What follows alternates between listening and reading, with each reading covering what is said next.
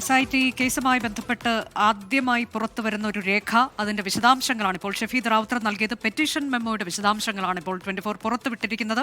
ഗുരുതരമായ വകുപ്പുകൾ 5 വകുപ്പുകൾ ചുമത്തിയാണ് കേസെടുത്തിരിക്കുന്നത്. 403, 406, 409, 466, 477 ഇതിൽ വിശ്വാസ ലംഘനം, ക്രിമിനൽ നടപടിക്രമം ഉൾപ്പെടെയുള്ള കാര്യങ്ങളുണ്ട്. കൂടാതെ 2 കിലോഗ്രാം സ്വർണ്ണമാണ് തട്ടിയെടുത്തിട്ടുള്ളത്. തിരുവിതാംകൂർ ദേവസ്വം ബോർഡിന് വലിയ നഷ്ടമുണ്ടാക്കിയിട്ടുണ്ട് എന്നതുൾപ്പെടെ ഈ അറസ്റ്റ് മെമ്മോയിലുണ്ട് എന്നുള്ളതാണ്, പെറ്റീഷൻ മെമ്മോയിൽ ഉണ്ട് എന്നതാണ്. ഒപ്പം ഈ ശബരിമലയിൽ നിന്ന് കൊണ്ടുപോയ സ്വർണ്ണപ്പാളികളൊക്കെ മറ്റിടങ്ങളിൽ കൊണ്ടുപോയി അത് പൂജയ്ക്ക് വയ്ക്കുക, പ്രദർശനത്തിന് വയ്ക്കുക തുടങ്ങിയ കാര്യങ്ങൾ ചെയ്തിട്ടുണ്ട് എന്നതുൾപ്പെടെയുള്ള കാര്യങ്ങൾ കൂട്ടുപ്രതികളിലേക്ക് കൂടി പോകേണ്ടതുണ്ട്. മറ്റുള്ളവരുണ്ട് ഇതിലൊപ്പം എന്ന കാര്യങ്ങളൊക്കെയാണ്. ഷഫീദ്, ഞാൻ ചോദിച്ചത് 2 കിലോ സ്വർണം എന്ന് കൃത്യമായി തന്നെ പറഞ്ഞിട്ടുണ്ടോ ഇതിൽ?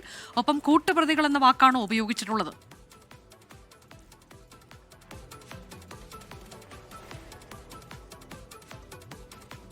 വാക്ക് അങ്ങനെ തന്നെയാണ്. അനുജ, ഒറ്റ മിനിറ്റ്. ഇപ്പോൾ ഉണ്ണികൃഷ്ണൻ പോറ്റി ഇറങ്ങി വരികയാണ്. അദ്ദേഹം ഇപ്പോൾ ഇറങ്ങി വരും. അനുജ, ശരി, അല്പസമയത്തിനകം തന്നെ, ഏതാണ്ട് നിമിഷങ്ങൾക്കകം തന്നെ ഉണ്ണികൃഷ്ണൻ പോറ്റി കോടതി മുറിക്കുള്ളിൽ നിന്ന് പുറത്തേക്ക് വരും എന്നാണ് നമുക്കറിയാൻ കഴിയുന്നത്. അവർ വലിയ ജനക്കൂട്ടമുണ്ട് എന്നത് കൂടി ഇപ്പോൾ മനസ്സിലാക്കുന്നു.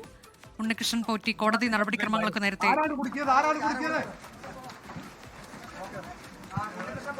വളരെ പ്രധാനപ്പെട്ട ഒരു പ്രതികരണം ഉണ്ടായിരിക്കുന്നു അനുജ. അതായത് തന്നെ കുടുക്കിയത് എന്നുള്ളതാണ് ഉണ്ണികൃഷ്ണൻ പോറ്റി പറഞ്ഞിട്ടുള്ളത്. വളരെ പ്രധാനപ്പെട്ട അതിനിർണായകമായിട്ടുള്ള പ്രതികരണമായി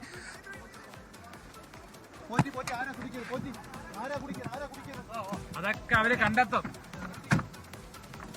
അതവർ കണ്ടെത്തും.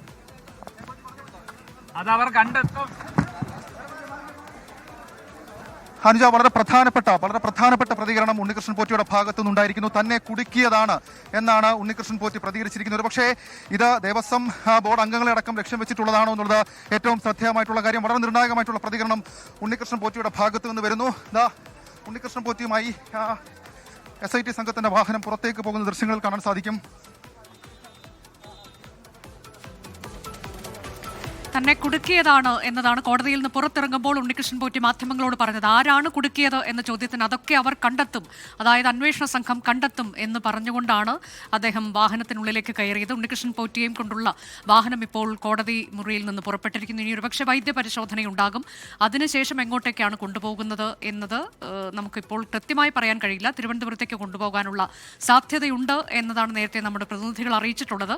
ബംഗളൂരുവിലാകും ആദ്യ തെളിവെടുപ്പ് എന്നും അറിയാൻ കഴിയുന്നുണ്ട്. ബംഗളൂരുവിലും ഹൈദരാബാദിലും ചെന്നൈയിലും തെളിവെടുപ്പുണ്ടാകും. അതിൽ നേരത്തെ തന്നെ ഈ കാര്യങ്ങളൊക്കെ കോടതിയിൽ ചൂണ്ടിക്കാട്ടുകയും ചെയ്തിട്ടുണ്ട് അന്വേഷണ സംഘം എന്നതാണ്. 2 കിലോയോളം സ്വർണം ഉണ്ണികൃഷ്ണൻ പോറ്റി ശബരിമലയിൽ നിന്ന് കടത്തി. ഈ തൊണ്ടി മുതൽ കണ്ടെത്തേണ്ടതുണ്ട് എന്നുള്ളതാണ് കൃത്യമായി തന്നെ പ്രോസിക്യൂഷൻ കോടതിയെ അറിയിച്ചത്. കസ്റ്റഡി ആവശ്യം അത് മുൻനിർത്തിക്കൊണ്ട് തന്നെയാണ്. സംസ്ഥാനത്തിന് പുറത്തേക്കാണ് ഇത് കൊണ്ടുപോയിട്ടുള്ളത്. ബംഗളൂരു, ഹൈദരാബാദ്, ചെന്നൈ എന്നിവിടങ്ങളിൽ പ്രതിയുമായി പരിശോധന നടത്തണം തുടങ്ങിയ കാര്യങ്ങളൊക്കെ പ്രോസിക്യൂഷൻ കോടതിയെ അറിയിച്ചു. അതിന്റെ അടിസ്ഥാനത്തിൽ കൂടിയാണ് കസ്റ്റഡി കോടതി അനുവദിച്ച് നൽകിയത്. മനീഷ് മഹിപാൽ കൂടിയുണ്ട്. മനീഷ്, ഇപ്പോൾ കുടുക്കിയതാണ് എന്ന് പറയുന്നു, അതാരാണ് എന്ന ചോദ്യത്തിന് അതൊക്കെ കണ്ടുപിടിക്കും എന്ന് പറയുന്നു. കൂടുതൽ കാര്യങ്ങളൊക്കെ അന്വേഷണ സംഘത്തിനോട് ഇദ്ദേഹം പറഞ്ഞിട്ടുണ്ടോ എന്ന് നമുക്കറിയില്ല. ഏതായാലും അത്തരം കാര്യങ്ങളിലേക്ക് കൂടി ഇനി അന്വേഷണ സംഘത്തിന് പോകേണ്ടതുണ്ട്. ചോദ്യം ചെയ്യലുകൾ ഉണ്ടാകേണ്ടതുണ്ട്. ഇപ്പോൾ കൊണ്ടുപോകുന്നത് എങ്ങോട്ടേക്കാണ്? വൈദ്യപരിശോധനയ്ക്കാണോ? അതിനുശേഷം തിരുവനന്തപുരത്തേക്ക്, അങ്ങനെയാണോ? അനുജ, ഈ ഉണ്ണികൃഷ്ണൻ പോറ്റിയുടെ ഒരു സ്വാഭാവികമായ പ്രതികരണമാണ്. കാരണം തന്നെ കുടുക്കിയതാണ്. ആദ്യം മുതൽ തന്നെ താൻ നിരപരാധിയാണ്, ഇത്തരം കാര്യങ്ങളിൽ കൃത്യമായ രേഖയുണ്ട്.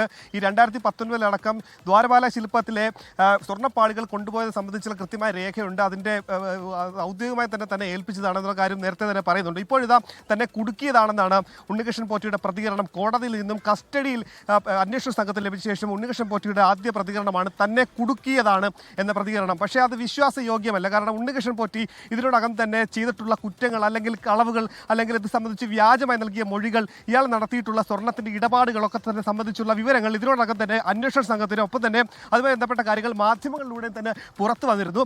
അതുകൊണ്ട് തന്നെ ഉണ്ണികൃഷ്ണൻ പോറ്റിയുടെ കാര്യങ്ങളിലൊക്കെ തന്നെ ഏറെക്കുറെ അന്വേഷണ സംഘത്തിന് വ്യക്തത വന്നതുകൊണ്ട് തന്നെയാണ് കോടതി കസ്റ്റഡി അപേക്ഷ ശരിവെച്ചുകൊണ്ട് കസ്റ്റഡിയിൽ ഒക്ടോബർ 30 വരെ വിട്ടു നൽകാനുള്ള തീരുമാനം കോടതി അംഗീകരിച്ചിട്ടുള്ളത്. നിലവിൽ ഉണ്ണികൃഷ്ണൻ പോറ്റിയെ എങ്ങോട്ടേക്ക് കൊണ്ടുപോകുന്ന കാര്യത്തിൽ തീരുമാനം നിലവിൽ അത്തരം കാര്യങ്ങൾ പുറത്തു വന്നിട്ടില്ല. അന്വേഷണ സംഘത്തിന്റെ നീക്കങ്ങൾ എപ്പോഴും നാടകീയമായ നീക്കങ്ങൾ തന്നെയാണ്. എന്താണെങ്കിലും ഉണ്ണികൃഷ്ണൻ പോറ്റിയെ ഉടൻ തന്നെ ബാംഗ്ലൂരിലേക്ക് കൊണ്ടുപോയി അവിടെ എത്തിച്ച് തെളിവെടുപ്പ് നടക്കാനുള്ള നീക്കമായിരിക്കും ഉടൻ തന്നെ നടത്തുക.